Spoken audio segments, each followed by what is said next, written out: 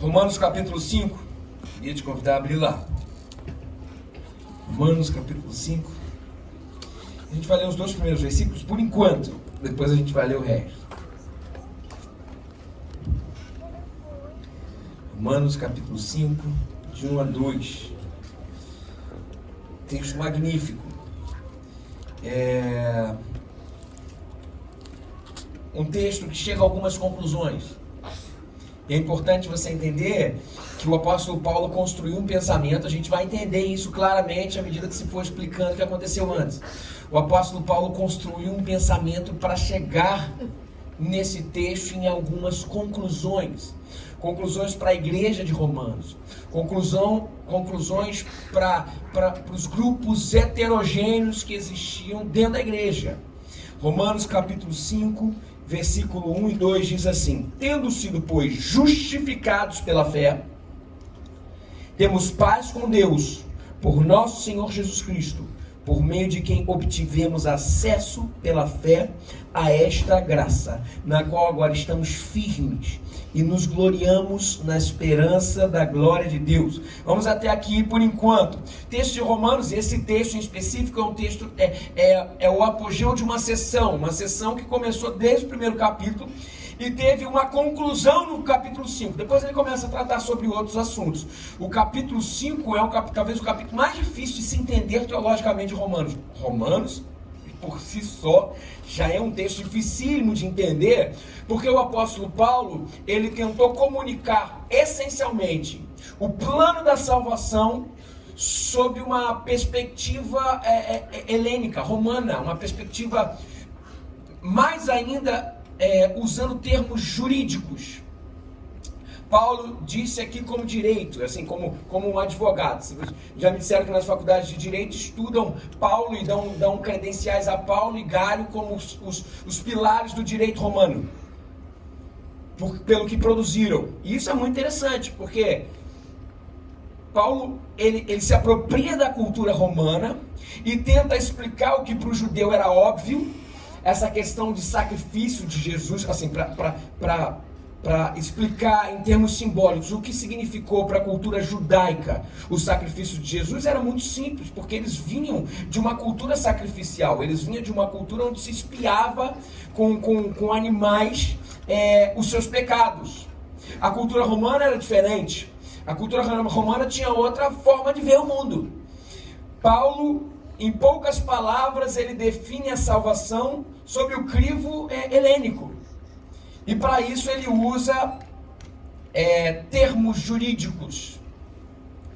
E é muito interessante porque quando a gente se converte, as pessoas geralmente davam para a gente o Evangelho de João, que falava sobre quem é Jesus, e davam também o Evangelho, o texto romano. Eu nunca entendi, quando eu era adolescente eu lia João e depois lia Romanos, e em Romanos eu colava as placas, gente.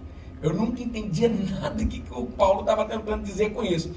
Mas o que Paulo está aqui justificando tem um sentido na cultura romana, e ele quer chegar a um ponto para estabelecer, para tentar quebrar conflitos dentro daquela comunidade. Isso é muito caro para a gente.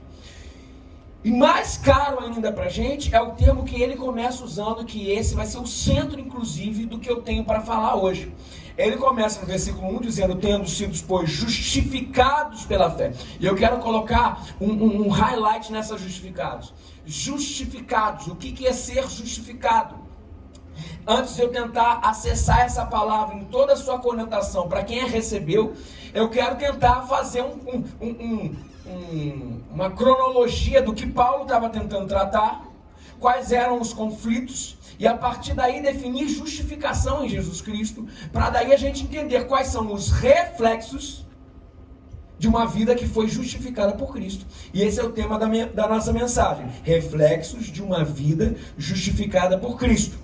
O livro de Romanos, tenham paciência comigo no início, eu vou começar a construir um pensamento, daqui a pouco eu aplico. Paciência. O livro de Romanos traz uma teologia, como já disse, rebuscada, e que fala especificamente o que é salvação. E fala outras coisas também, tenta digerir conflitos entre as comunidades que compunham a igreja de Romanos. Paulo traz uma linguagem jurídica, como eu já disse, uma linguagem do direito romano. Ele faz uma apropriação das suas lentes culturais, que o povo romano estava tentando entender, para, através das lentes culturais, começar a dar nome. É o que Paulo sempre faz para pregar o evangelho, né, gente? Chegou lá no Areópago e falou assim, tá vendo quem que é? Quero pregar Jesus. Tinha um monte de altar para um monte de Deus. Um Deus era o Deus desconhecido. Ele falou, esse aí, ó, é esse Deus que eu quero falar para você. Ou seja, ele usou a cultura para tentar acertar. É o que acontece com a carta de Romanos. Por isso que nós, e somos filhos até do helenismo, nós mesmo assim estranhamos, porque são termos que têm a ver muito com a cultura. E a pergunta é, para que foi escrita a carta? Para que foi escrita? Para apresentar o plano de salvação sob a ótica romana, número 1. Número 2, lidar com conflitos partidários de grupos sobre quem tinha acesso a essa salvação. Tinha grupo que falava assim, ó, eu, como sou judeu, eu estou na tua frente na salvação. Você gentio, ou seja, não judeu, você não é de nada. Não, eu sou forte. Tinha os fortes e os fracos também, vocês vão ver que... não, eu sou forte, eu não me contamino com a idolatria. Então eu estou na frente da salvação. E Paulo vai tentar lidar com esses conflitos de vaidade, que parece que em toda a comunidade tem, né? É impressionante. Aí quais eram os conflitos? Que conflitos existiam? Conflito entre judeus e não judeus. Os judeus se achavam dignos, os não judeus não se achavam.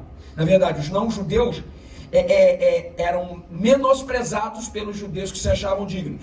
Tinha os fortes e os fracos. Os fortes eram os esclarecidos contra a idolatria. E os fracos aqueles que se deixavam contaminar ainda. E qual foi a estratégia de Paulo para antes de construir o texto que a gente acabou de ler, dizer que tendo sido, pois, todos justificados pela graça, qual foi a estratégia de Paulo para levar eles ao conhecimento do que é ser salvo em Jesus Cristo e quem que merecia ser salvo por Jesus Cristo? Paulo fez o seguinte, ele disse o seguinte, a estratégia dele foi a seguinte, vou nivelar todo mundo por baixo, todo mundo é farinha do mesmo saco. Foi mais ou menos isso que ele falou. Ele chegou e falou assim, eles tinham 3 grupos preponderantes ali que brigavam entre si. O primeiro grupo era o grupo dos pagãos. Os pagãos era que todo mundo já, assim, o pagão está afastado mesmo, por quê? Porque eles são isso aí mesmo, eles são depravados, eles estão imersos no pecado. Ou seja, a rejeição de Deus vai desembocar na idolatria deles e na imoralidade. Ou seja, esse povo aí, nivelou por baixo. Mas aí ele chega para os moralistas, para a galera que, pela moral, principalmente os judeus, né, são os fortes e tal. Ele fala assim, vocês são tão depravados quanto os pagãos. Por quê? Porque condenam o pecado dos outros, mas em segredo cometem também. É aquele que por trás, entendeu? Tá fazendo as coisas, mas pela frente, entendeu? Que não, eu sou merecedor, olha, você é mais ou menos o fariseu e o publicano quando oravam, sabe? Que daí o texto bíblico, Jesus conta que o publicano batia no peito e falava assim, eu sou miserável. E o fariseu orava assim depois, Senhor, muito obrigado porque o Senhor não me fez como um desse publicano safado aí. Era mais ou menos isso. Os fortes eram os tal dos fariseus, quer dizer, não eram fariseus para cá, mas eram pessoas que se sentiam fortes. Os moralistas tinham a moral em dia, mas na verdade era tudo farinha do mesmo saco. Era todo mundo nivelado por baixo. E por último, os judeus, que se gloriavam na lei. E se gloriavam na lei, mas na verdade eles tinham a lei como seu Deus e se fechavam ao próximo. E Paulo chegou e falou assim, você não vale nada também, porque vocês fizeram da lei um ídolo.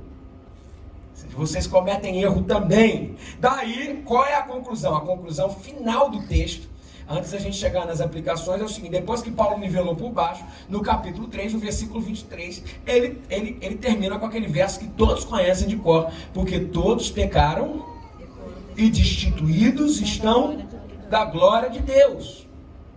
Todos pecaram.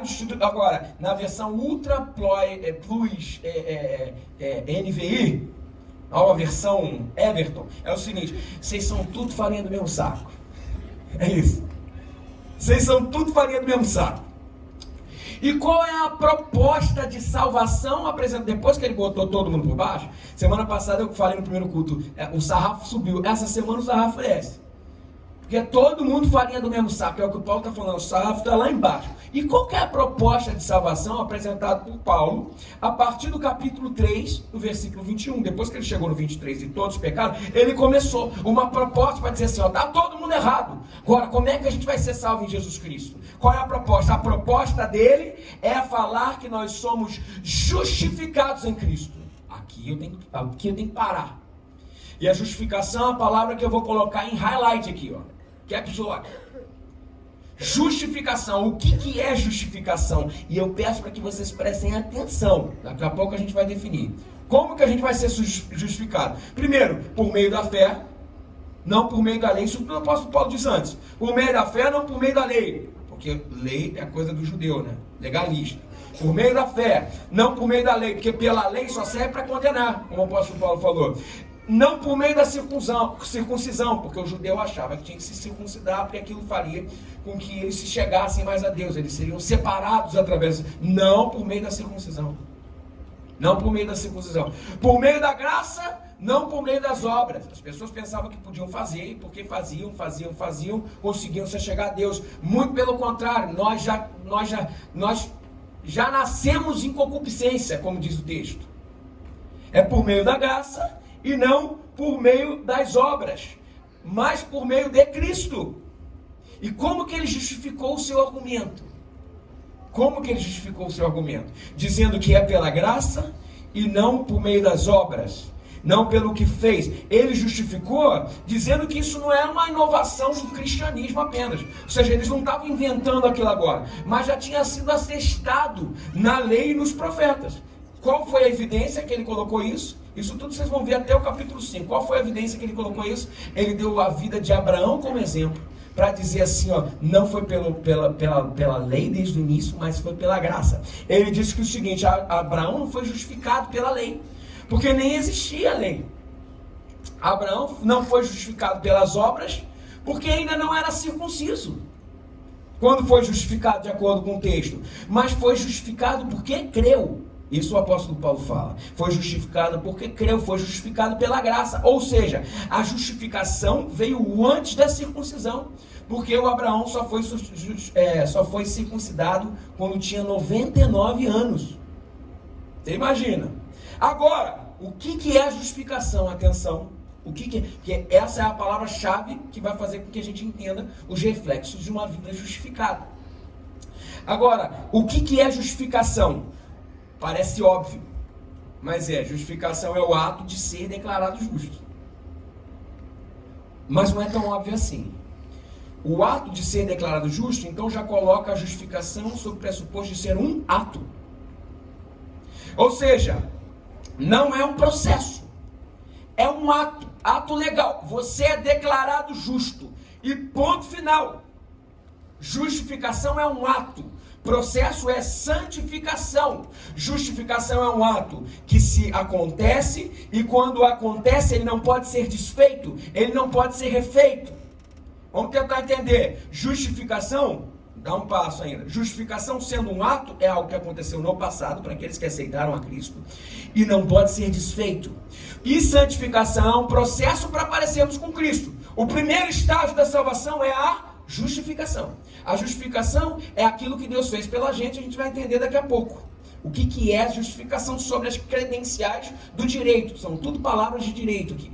Justificação é o início. Santificação é o processo. Mas esse início, como o ato dizendo assim, que nós fomos justificados, isso não pode ser desfeito nem refeito. Nós fomos justificados e ponto final. Vamos tentar entender um pouquinho mais? Justificação é o ato de abrir a porta para estarmos na presença de Deus. É como se quando aceitássemos a Jesus, Jesus Cristo abrisse a porta da casa dele. E a gente entrasse na porta. E Jesus estivesse lá. Mas aí, não sei por que cargas d'água, nós pecamos.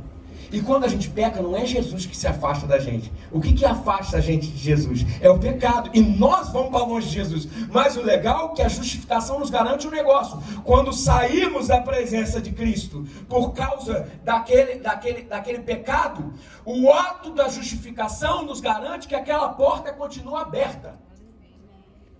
Aquela porta nunca mais vai fechar.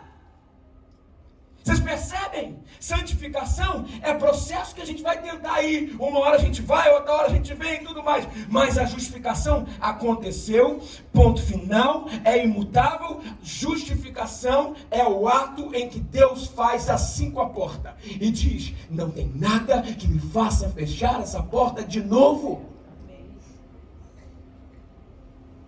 Vamos tentar entender um pouquinho mais. Para daí, daqui a pouco a gente começar a aplicar. Na relação com Deus, a porta sempre fica aberta. É a primeira coisa que a gente tem que entender.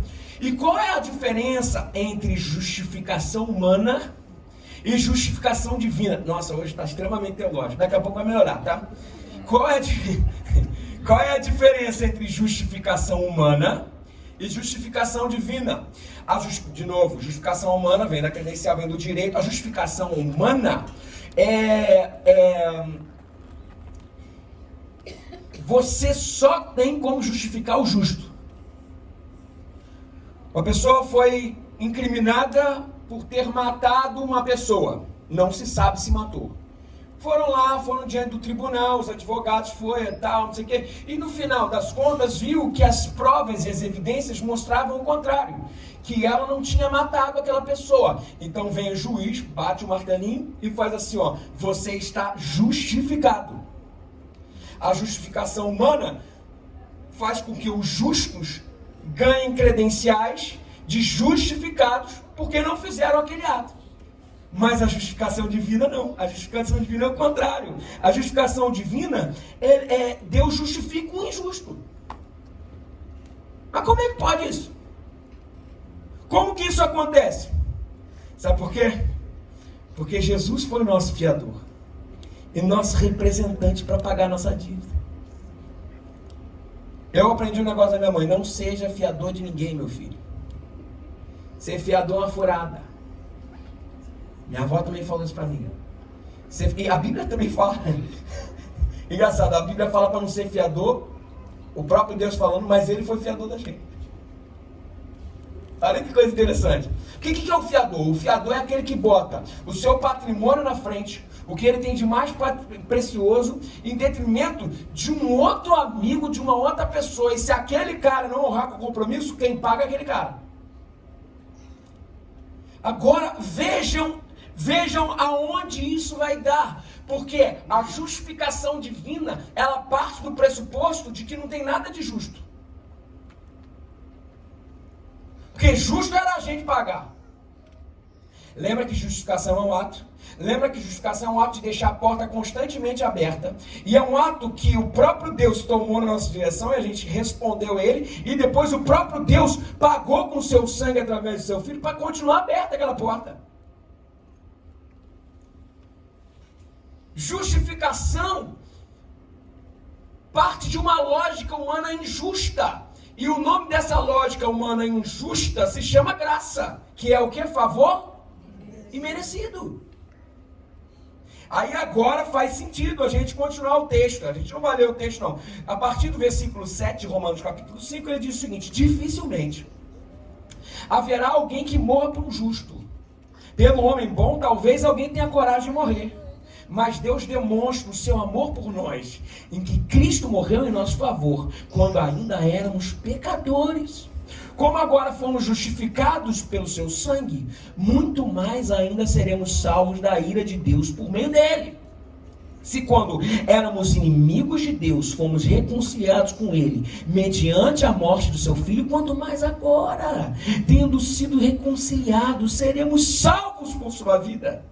Não apenas isso, mas também nos gloriamos em Deus, por meio de nosso Senhor Jesus Cristo, mediante quem recebemos agora a reconciliação. Linguagem extremamente jurídica, mas que coloca Cristo como fiador e uma justificação que é fruto de graça, que não faz sentido, não faz justiça. E a gente tem que entender que a graça não faz justiça, então não tem como a gente ser justo o suficiente para que a porta esteja aberta. Só um ser todo-poderoso para pagar um ato que é eterno chamado pecado poderia credenciar e ser fiador e chancelar que a porta ficasse aberta para sempre. Justificação é um ato. Santificação é um processo. Agora vamos entender a diferença, a última, tá? Depois eu aplico. Agora vamos entender a diferença entre justificação e perdão. Justificação é uma coisa, perdão é outra. Justificação, ela gera créditos infinitos em Deus. Ou seja, a porta abriu e nunca mais fecha. São créditos infinitos em Deus. O perdão não, ele só tira o débito. Você é perdoado, tá bom, tá perdoado. Tirou o que você fez de errado. A justificação não, a porta fica aberta. Justificação é o ato de Deus de deixar sempre a porta aberta. Justificação vai além de perdão, então. Não é o perdão de Deus que nos dá a salvação. Sabe o que é? É a justificação. Porque é um ato que não pode voltar atrás. Vamos tentar entender um pouquinho mais. 2 lições. Justificação é o ato fundante da salvação. E perdão tem relação com o ato contínuo e processual. Quais são os 3 movimentos da salvação? O primeiro movimento é o ato fundante, é a justificação. Fui salvo porque fui justificado. Na justificação, você já foi salvo da condenação do pecado. Está no passado. Agora, qual é o presente? É o nosso presente. É o ato contínuo. É o ato processual. A santificação. Na santificação, você está sendo salvo do poder do pecado. É um processo. Até o dia glorioso, que é o ato definitivo. Que é qual? A glorificação. Na glorificação, você é salvo da presença do pecado. Entendemos justificação como um ato. Entendemos justificação como um ato que não pode mudar. Agora, vem a pergunta. Quais são os reflexos de uma vida justificada por Deus? Verso 1 ao verso 5 a gente vai ler. Tendo sido, pois, justificados pela fé, temos paz com Deus, por nosso Senhor Jesus Cristo, por meio de quem obtivemos acesso pela fé a essa graça na qual agora estamos firmes e nos gloriamos na esperança da glória de Deus. Não só isso, mas também nos gloriamos nas tribulações, porque sabemos que a tribulação produz perseverança. A perseverança, um caráter aprovado, e o caráter aprovado, esperança. E a esperança não nos decepciona, porque Deus derramou o seu amor em nossos corações por meio do Espírito Santo que Ele nos concedeu. Quais são os reflexos de uma vida justificada por Deus? Versículo 1 já fala a primeira coisa. Primeiro reflexo é que nós temos paz com Deus. O que é ter paz com Deus? Ter paz com Deus é diferente de ter paz de Deus. Ter paz com Deus é uma coisa. Paz de Deus é outra. Paz de Deus você tem um pouquinho hoje. Amanhã você tem um pouquinho menos. Depois nós temos mais. E assim por diante. Quando um crente peca, ele perde a paz de Deus. Não perde a paz com Deus.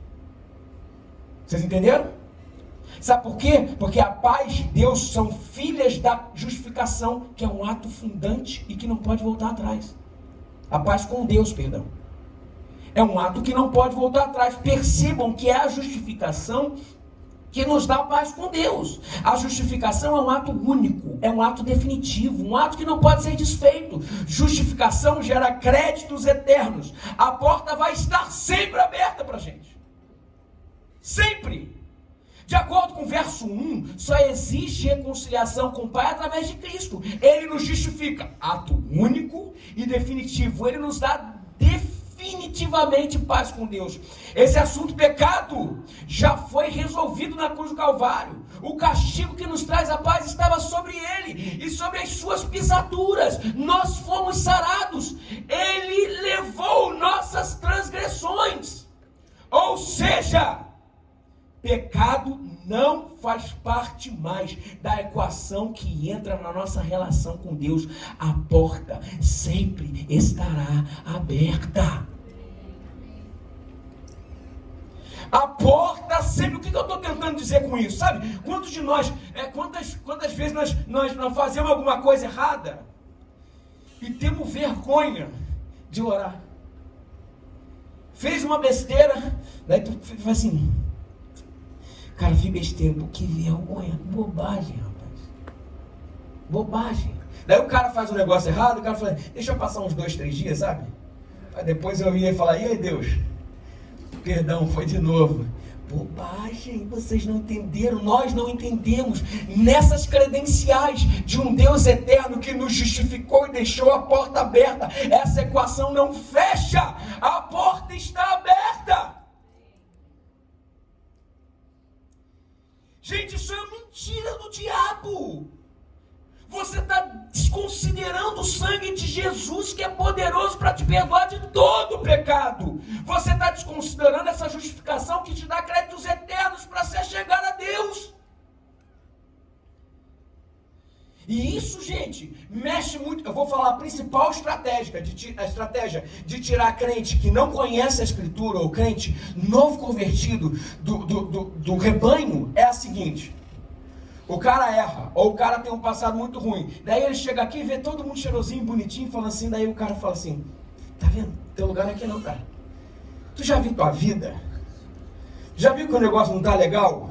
Daí você erra de novo, peca. O que você faz? Você não vem no domingo seguinte. Por vergonha. Mas você esquece que você não foi perdoado apenas com Deus. Você foi justificado por Deus. A porta está aberta. Não deixe o diabo mentir para você dizendo que a porta se fechou. A justificação faz com que a porta sempre esteja aberta. Ah, meu querido, isso é coisa do diabo na tua cabeça, falando assim, eu não sou desse meio. Vou falar um negócio para você, ó. Diferente do Flamengo, que é prepotência, chamar de outro patamar, o nosso patamar está aqui, ó, sempre, ó. Sabe qual é o outro patamar? É aqui, ó. Aqui, ó. Tá olhando aí, ó. Sabe você que não se sente, que tá vendo que o diabo... Aqui, ó. Olha pro lado. Você vai ver uma farinha igual você, no mesmo saco. Tudo farinha do mesmo saco, rapaz. Só que a gente tem um problema. Porque o camarada que entra aqui e não tem conhecimento do que é justificação. Justificação de Jesus Cristo é isso, gente. O que é justificação, os parâmetros, a essência do que é justificação, o camarada quando erra, quando acontece a primeira coisa, o camarada fala, eu não pertenço a esse meio. Meu querido, isso é mentira do diabo, eu falo isso no nome de Jesus para você. Isso é mentira do diabo. O apóstolo Paulo fala para a gente aqui, ó, todos pecaram. Tudo com o sarrafo embaixo. O sarrafo desceu, gente. É tudo com o sarrafo embaixo. É tudo farinha do mesmo saco. Aí eu me lembro de uma personagem que para mim é muito interessante. Que diz que teve um homem segundo o coração de Deus chamado Davi. E eu vou falar que eu não entendo até hoje qual é o patamar de Davi. Porque ser cristão é estar em outro patamar literalmente. Porque a gente não é analisado pelas credenciais da lógica humana. Eu não acredito que eu estou usando o Flamengo como referência aqui. Meu Deus do céu. Mas eu me lembro do outro patamar do Davi. Eu vou falar qual era o patamar do Davi. O patamar do Davi era assim, ó. O camarada fez uma bobagem imensa. Ele teve um relacionamento com a mulher do seu general. Ela engravidou. O que ele fez? Ele mandou o cara para frente de batalha. Para morrer. Então ele numa tacada só, ele adulterou e assassinou. Pá. E esse cara foi chamado homem segundo o coração de Deus. E o salmista fala que ele foi segundo o coração de Deus, porque o Senhor não rejeita o coração quebrantado. Vejam bem, a porta está aberta. O que nos achega ao Senhor, que está lá com a porta aberta, é quebrantamento de coração. Entender, eu sou farinha, eu sou nesse patamar mesmo, tudo farinha do mesmo saco. O que eu quero de verdade é reconhecer isso e saber que Cristo e o sangue de Jesus são poderosos para me purificar de todo pecado, quantas vezes eu for à sua presença. E esse esse próprio apóstolo Paulo, ele escreve um negócio que é citado esse próprio Davi, ele escreve um salmo que é citado pelo apóstolo Paulo em Romanos, para ele justificar a justificação pela graça. E o texto é do capítulo 4, no versículo 7, eu vou colocar lá, você não precisa colocar não, só se você quiser. Capítulo 4, no versículo 7, olha o que ele fala. Ele fala assim, olha, Davi, tá? Salmo de Davi. Como são felizes aqueles que têm suas transgressões perdoadas, cujos pecados são apagados. Como é feliz aquele a quem o Senhor não atribuiu culpa.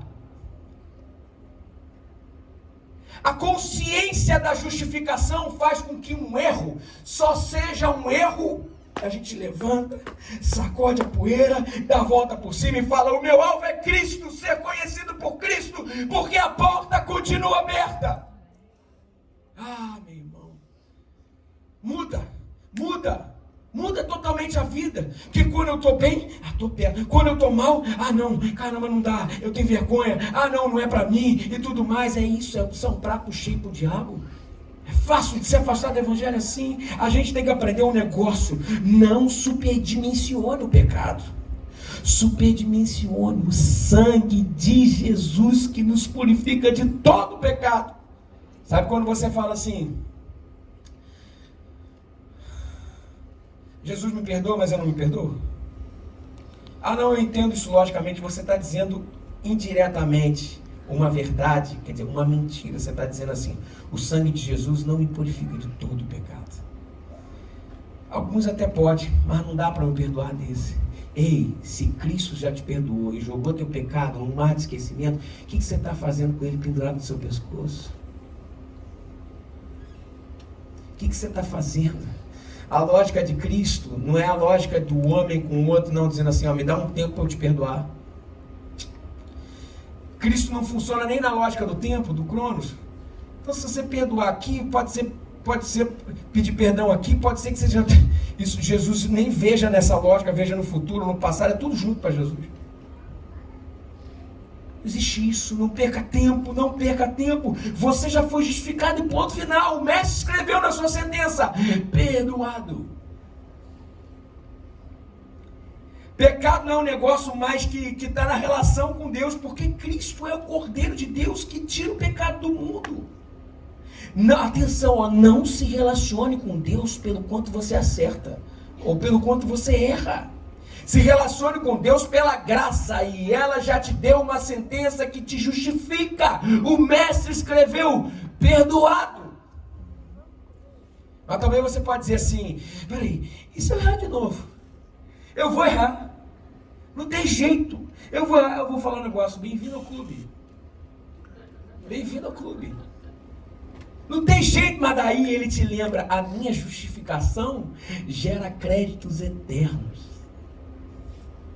A minha justificação gera créditos eternos. Há sempre possibilidade de recarrilhar o trem da santificação, sabendo que o maquinista, Cristo, Cordeiro de Deus, dirige este trem não pelos parâmetros mutáveis, mas pelos parâmetros imutáveis. A porta está aberta, diz o Senhor, a porta está aberta. Nós, ovelhas, e aqueles que vierem a Ele, de maneira nenhuma Ele lançará fora. Não se relacione com Deus sob a perspectiva humana de que, se erramos com Ele, nossa amizade está desfeita. Não! A justificação nos garante créditos eternos.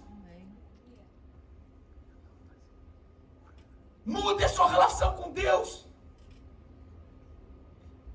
1 João 2, de 1 a 2 fala assim: meus filhinhos, essas coisas eu vos escrevo para que vocês não pequem.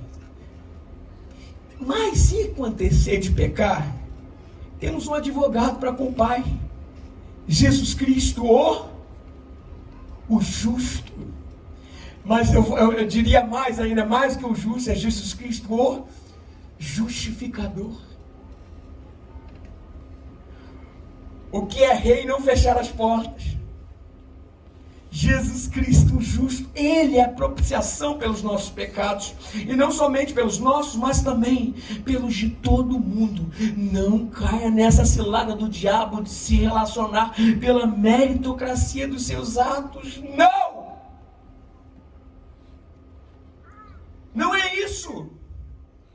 Talvez você entre aqui e fale assim, eu tô que nem o, sabe o Chaves, que chega no seu Madruga com uma maçã comida,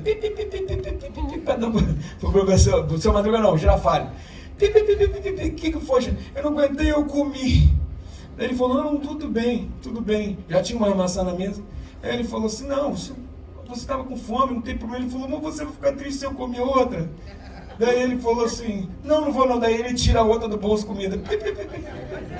Daí daqui a pouco ele falou assim, não, Chaves, mas tá tudo bem. Ele falou, e se eu comer a outra? Não vou ficar triste não. Daí ele pega a maçã, e vai embora com a maçãzinha assim. Pois essa é a relação de graça que Cristo dá pra gente. Meu querido irmão, a porta está aberta. Você talvez está aqui e você não se perdoa por um aborto que você fez na tua vida. Saiba de uma coisa, Deus condena isso, lógico, mas a porta está aberta. O Senhor te justificou, e se alguém está em Cristo é nova criatura. As coisas velhas já passaram e tudo se fez novo.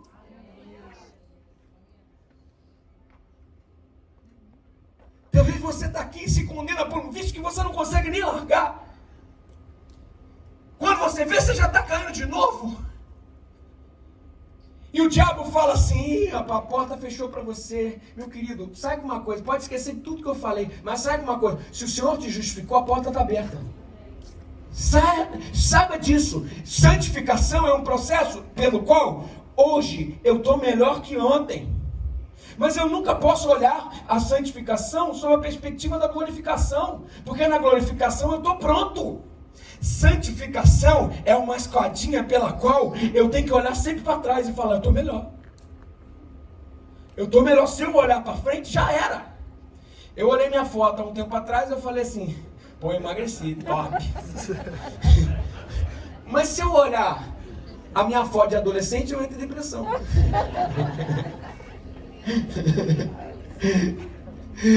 Qual é a sua referência, meu querido? É isso que eu estou tentando falar. Se você não entender que a sua referência não pode ser olhar para você como glorificado de Deus, isso a gente vai ver um dia.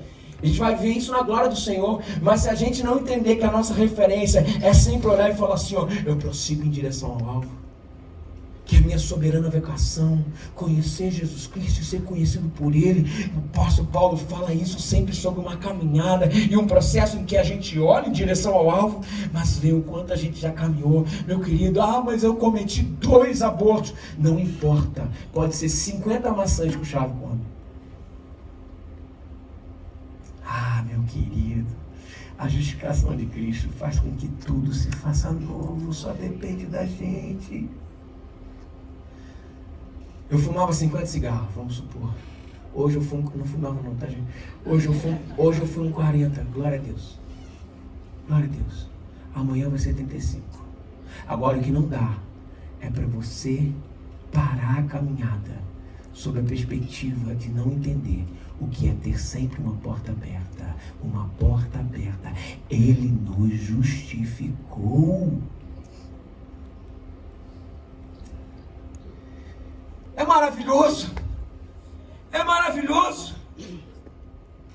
Romanos capítulo 8, 38, 39, fala um negócio tão bonito. Portanto, estou certo de que nem morte, nem vida, nem anjos, nem principados, nem potestades, nem o presente, nem o porvir, nem a altura, nem a profundidade, nem alguma outra criatura nos poderá separar do amor de Deus que está em Jesus nosso Senhor. É bíblico, mas tem uma coisa que nos pode separar de Cristo. Tiago capítulo 4, versículo 8 fala o seguinte: achegai-vos a Deus, e Ele se achegará a vós. A única coisa que pode nos afastar do amor de Deus é quando não nos achegamos a Ele. Vença a barreira da vergonha, do medo de pisar na bola de novo. Isso é coisa do diabo para te afastar do amor de Deus. Ele já te justificou. Isso é definitivo. A justificação é ato absoluto e único, e o pecado nenhum pode fechar a porta. Aí eu me lembro de uma música que a gente sempre cantou. Porque alguém já pagou, certo? A fiança é de Cristo que pagou. E a música que a gente sempre cantou é aquela: ó, leva-me à sala do trono, pelo novo e vivo caminho, pelo sangue de Jesus, eterno e sumo sacerdote. Ó, leva-me à sala do trono, pra te adorar, Senhor. Pelo sangue, é como se o sangue de Jesus, a gente se afastou, a porta aberta, a justificação valendo, e a gente se afasta.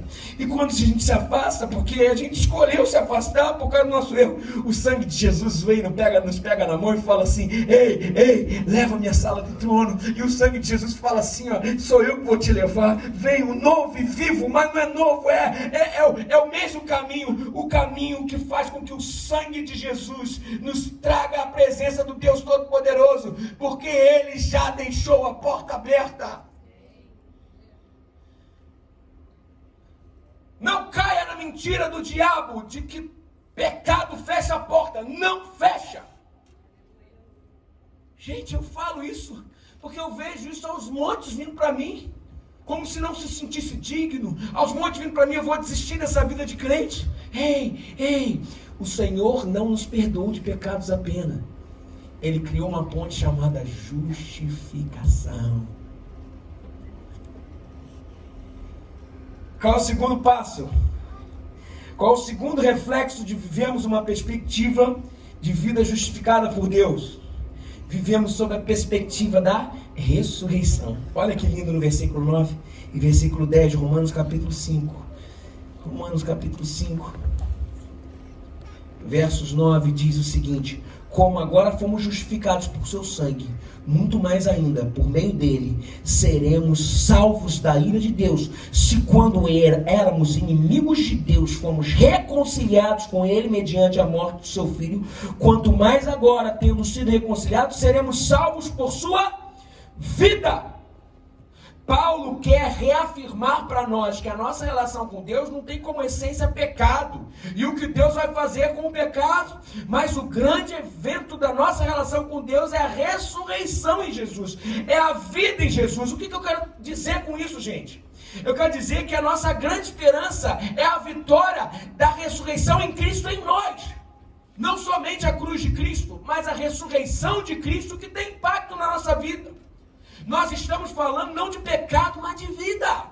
Vida, ressurreição. E isso gera em nós esperança, que é a continuação do texto. Tem gente que vive uma vida sob a perspectiva de uma cruz, de um erro, de acerto que o pecado vai dar. Pelo contrário, a justificação nos demonstra uma nova realidade, sobre a qual vai direcionar nossa vida, e se chama ressurreição. Não cruz, não pecado, mas ressurreição. O que eu quero dizer com isso? É como se o pai virasse para um filho, e quando o pai quer que o filho coma essas saladas, esse negócio ruim. Eu gosto de salada, a gente vai mudando o paladar, né? Mas quando criança a gente não gosta. E tinha um negócio que a gente odiava sempre comer, e todo mundo odeia, chamado espinafre. Ei. Daí a gente pensa assim, vamos comer. O pai fala assim: o que a gente fala? Você tem que ficar que nem quem? Que nem o papai. Você vai comer essa sopinha de espinafre, sabe? Para ficar fortinho e para ganhar dos outros no futebol. A gente sempre leva nessa situação assim, ó: não, vai, come isso aí porque você vai ficar forte, você vai ganhar dos seus amiguinhos no futebol, no que você fizer. Aqui ó, viver sob a perspectiva da ressurreição é diferente de viver sob a perspectiva do pecado. É mais ou menos assim: evangelho não é sobre papinha de espinafre. Evangelho não é sobre cruz, pecado, mas sobre jogar bola, sobre alegria, sobre túmulo vazio, sobre vida. Se encante com a ressurreição. A cruz, a penitência, a papinha de espinafre não podem ser os últimos norteadores de vida. Ele ressuscitou e Ele nos disse: sejam regidos pelo Espírito de vida, pelas partidas de futebol. O Espírito gera vida.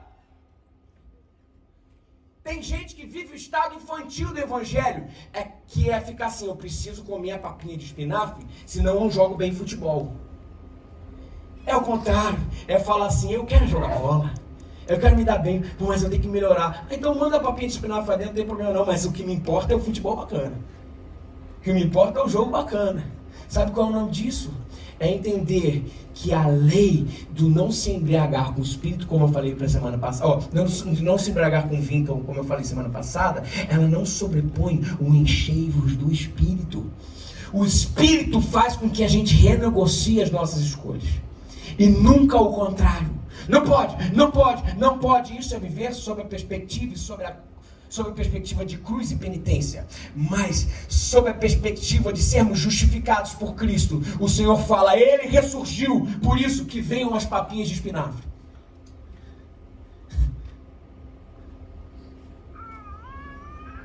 Ele ressurgiu, é vida, vida, vida em abundância.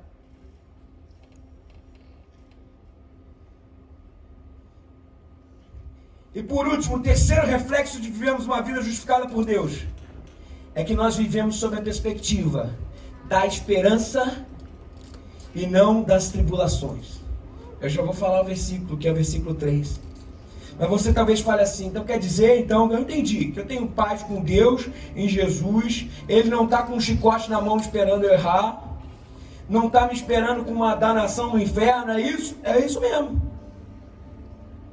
E você fala para Paulo: mas tem um problema, Paulo, é que isso não parece na minha vida. Não parece. Eu tenho tribulação, tenho sofrimento, tenho problema. Meu pai morreu, minha mãe está doente, à beira da morte. De vez em quando eu até duvido: será que quando acabar aqui assim, acabou tudo, não tem nem céu nem inferno? Você nunca pensou assim, não? Será que isso aí é tudo invenção? Às vezes quando eu me sinto falando com Deus, e não parece nem que Ele está de costa, porque se Ele estivesse de costa, pelo menos Ele estava ali. Parece que Ele não está. Aí a resposta e a alternativa do apóstolo Paulo sob a perspectiva da justificação é o versículo 3, e ele fala assim: não só isso, mas também nos gloriamos nas tribulações, porque sabemos que a tribulação produz perseverança. A perseverança é um caráter aprovado. E o caráter aprovado, esperança. E a esperança não nos decepciona, porque Deus derramou o seu amor em nossos corações por meio do Espírito Santo que Ele nos concedeu.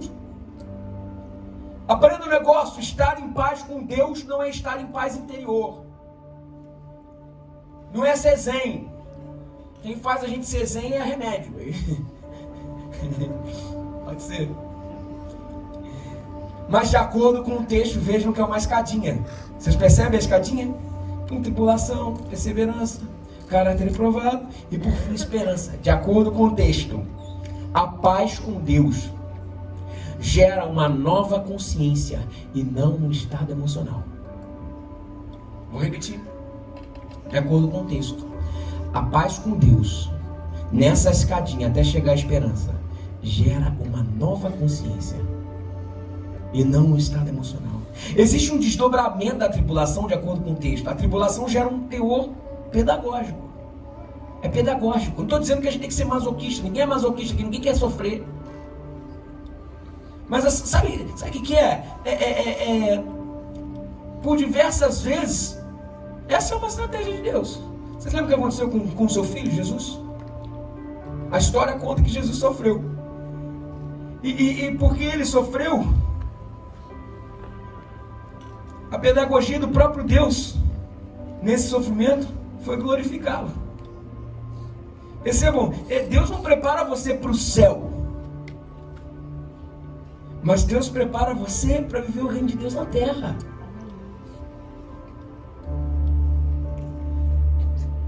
Aí eu me lembro daquele filme Todo Poderoso. Eu acho que foi o 2 que construiu uma arca. Vocês lembram desse filme? É muito legal, muito engraçado. Para mim é melhor que o primeiro.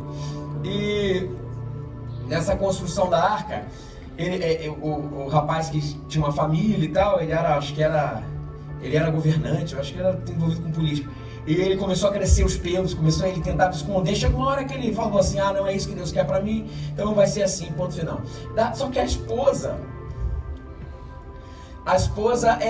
começou a não aceitar aquela vocação dele. Não aceitava de jeito nenhum.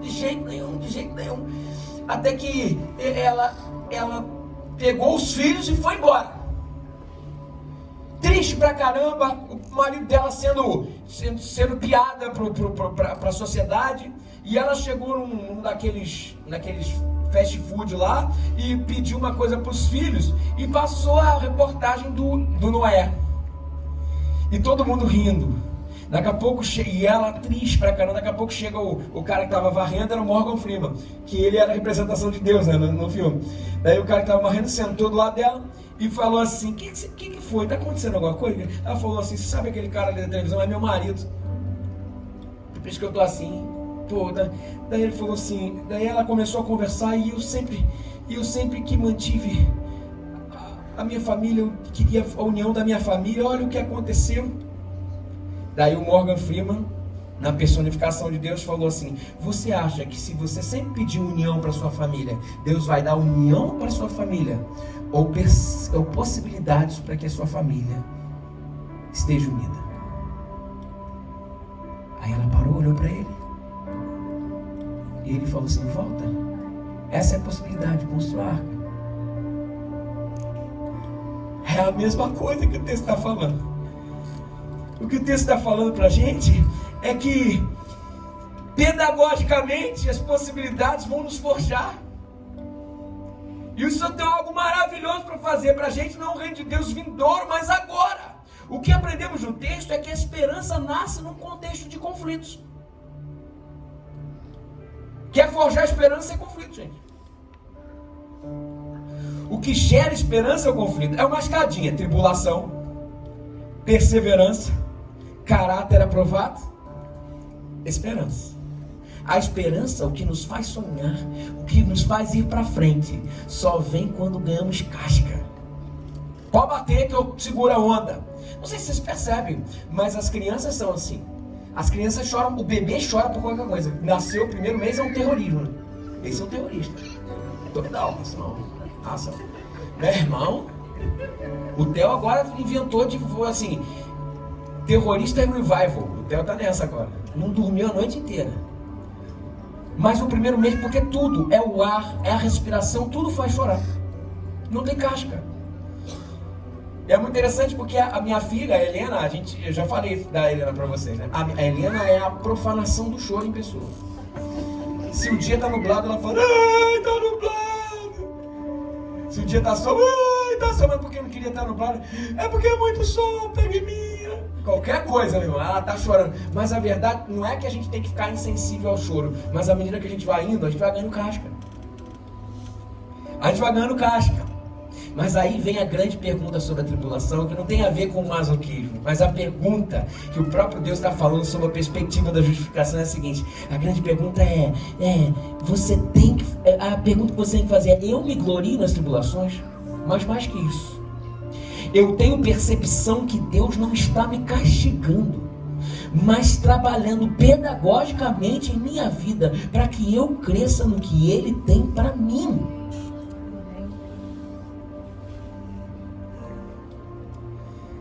Versículo 5, para terminar, ele fala assim: e a esperança não nos decepciona, porque Deus derramou o seu amor em nossos corações, por meio do Espírito Santo, que Ele nos concedeu. Atenção, entenda isso aqui, ó. Entendemos que quem nos conduz em triunfo em meias tribulações é o Espírito Santo. E é interessante como o Espírito Santo trabalha. É o Espírito Santo que comunica o amor de Deus nos nossos corações. O Espírito fala assim: para com isso, rapaz. Para com isso, rapaz. Deus te ama. E é legal porque o Espírito, ele age em dois movimentos. O primeiro movimento é ele que convence do pecado, da justiça e do juízo. É mais ou menos assim. Ele chega assim, o Espírito Santo começa assim: toma vergonha na tua cara, seu filho de Adão. Toma vergonha na tua cara, hein? Rapaz, eu tô te olhando. Toma vergonha na tua cara, seu transgressor. E a gente fala, ih, Deus me perdoa, me desculpa, Deus.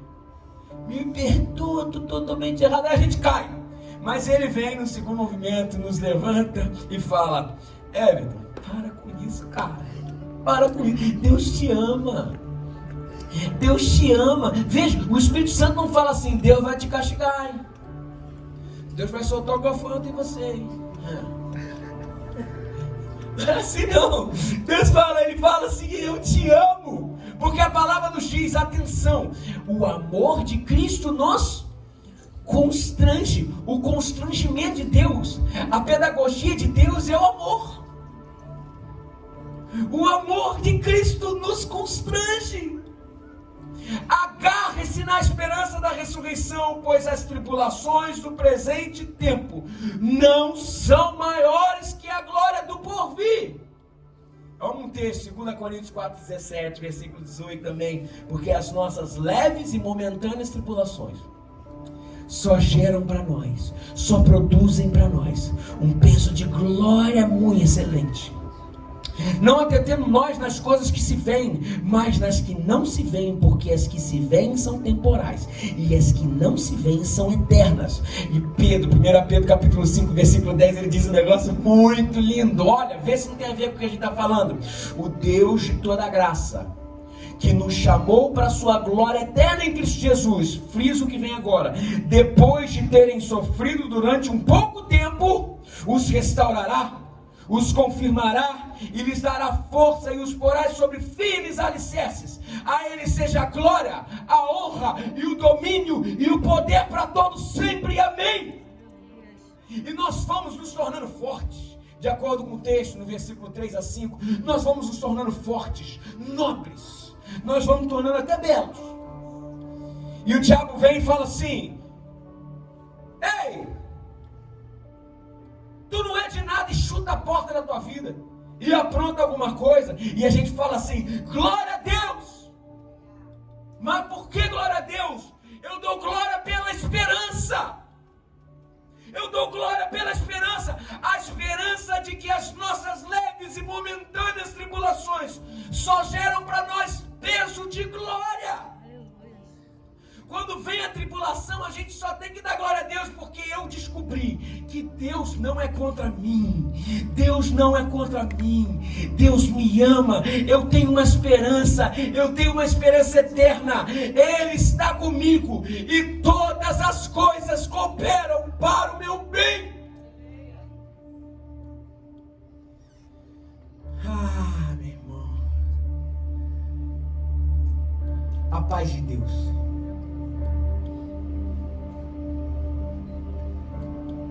faz com que as portas sempre estejam abertas. Número 2. A cruz foi o início, mas viva pelo fim, a ressurreição. Joga a bola, esquece a papinha de espinafre. E por último, o Senhor está trabalhando. Ele não é contra você. Muito pelo contrário. As nossas leves e momentâneas tribulações só geram para nós peso de glória, até que Ele